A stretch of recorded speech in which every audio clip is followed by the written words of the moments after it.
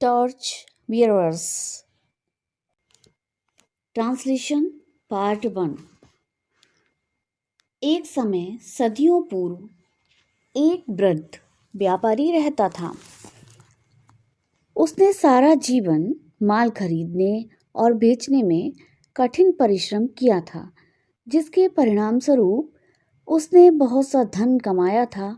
जैसे जैसे समय व्यतीत होता गया, उसके पास अधिकाधिक धन एकत्र होता गया। लेकिन वह भी दिन आया जब उसने अनुभव किया कि वह अब इस संसार में अधिक समय तक नहीं रह सकेगा। उसने सोचना शुरू किया कि उसे अपने धन का क्या करना चाहिए। उसके 2 पुत्र थे।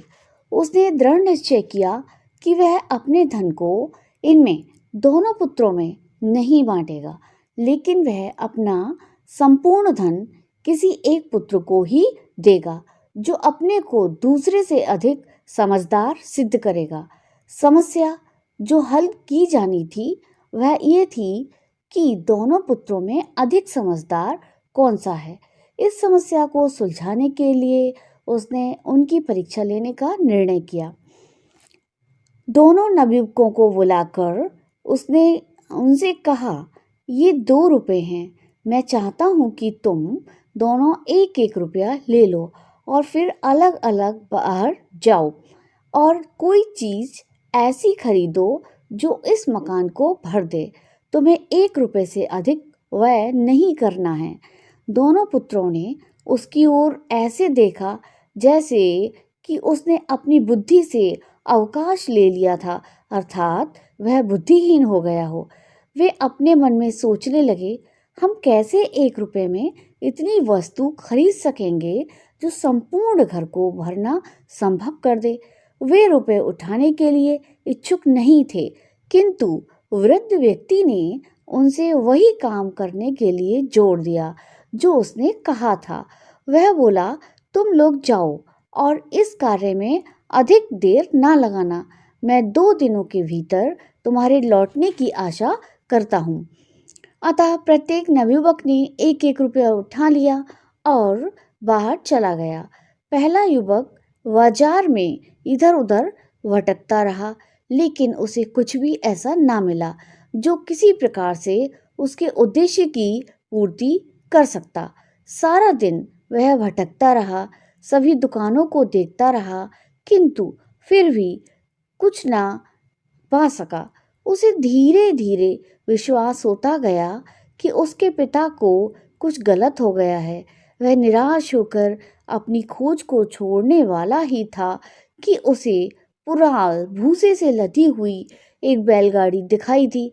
उसने सोचा, ये आशाजनक प्रतीत होती है।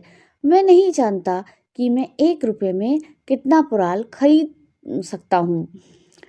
वह बैलगाड़ी के चालक के पास गया और उसने पुराल के मूल्य के बारे में पूछताछ की। मूल्य पर काफ़ी मोल भाव होता रहा, किंतु अंत में वह 1 रुपये में उस गाड़ी भरे पुराल को खरीदने में सफल हो गया। यह उन दिनों की बात है जब 1 रुपये में आज की अपेक्षा बहुत अधिक वस्तु खरीदी जा सकती थी। अतः वह नवयुवक उस गाड़ी को पुराल के साथ अपने पिता के घर ले आया।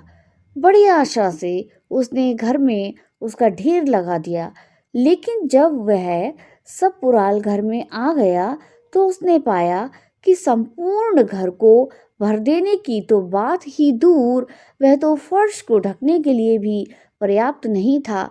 जब दूसरा पुत्र रुपया लेकर बाहर निकला तो वह सीधा बाजार नहीं गया।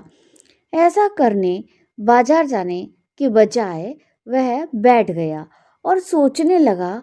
बहुत समय तक वह बैठा हुआ सोचता रहा कि वह क्या खरीद सकता है।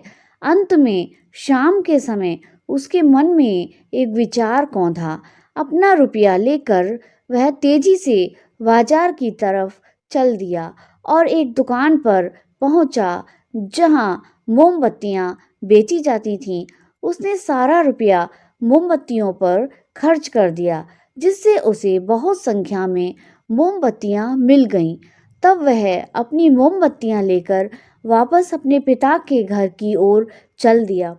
जब वह वहां पर पहुंचा तो उसने देखा कि उसका भाई फर्श पर फैले हुए भूसे को निराशा से देखता हुआ खड़ा है।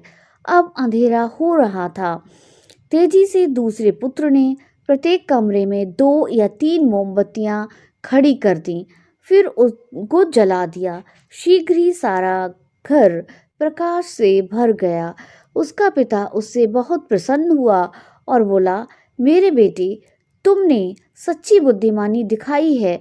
मैं अपना सारा धन तुम्हें सौंपने के लिए तैयार हूँ।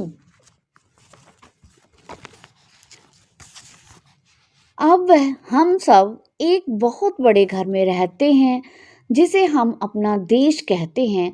हम में से प्रत्येक को दिया गया है, किसी को 1 रुपया, किसी को 2 रुपया, किसी को 3 और किसी को 4। ये रुपए वे रुपए नहीं हैं जिनसे हम कोई वस्तु खरीद सकें, लेकिन ये विभिन्न शक्तियाँ हैं जो हमें दी गई हैं। हम में से प्रत्येक के पास शरीर की शक्तियाँ, मन की शक्तियाँ और चरित्र की शक्तियाँ हैं। हम में से सभी के पास शक्ति, समय, बुद्धिमत्ता है जिसका उपयोग किया जा सकता है। जब हम स्कूल से उत्तीर्ण होकर निकलते हैं और बाहरी दुनिया में प्रवेश करते हैं तो हमारी परीक्षा होती है कि हम किस प्रकार उस प्रतिभा का प्रयोग करते हैं जो हमारे पास हैं। क्या हम उसका प्रयोग बेकार का भूसा खरीदने में करें या प्रकाश फैलाने के काम में करें? अपने पूरे घर में, जिसका अर्थ है हमारा देश। यदि हमें अच्छे नागरिक बनना है तो हमें अपनी शक्तियों और योग्यताओं का उपयोग अपने देश के कोने-कोने में प्रकाश फैलाने के प्रयास में करना चाहिए। जैसा कि हम स्वयं को देश की सेवा में लगाएंगे।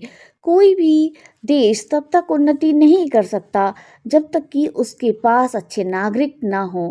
इसलिए यदि हम अपने देश से प्रेम करते हैं और उसकी सेवा करना चाहते हैं तो हम अच्छे नागरिक बनने का प्रयास करें। जब तक हम स्कूल में होते हैं हमें यही कार्य करते रहना चाहिए। हमें नागरिकता में अपनी आप को प्रशिक्षित करना चाहिए और अच्छे नागरिक के गुणों को उत्पन्न करना चाहिए। यदि हम ऐसा करेंगे तो जब हम स्कूल और घर छोड़ेंगे और अपने देश के विभिन्न भागों में जाएंगे तब हम उसे अच्छी नागरिकता के प्रकाश से भरने में समर्थ होंगे।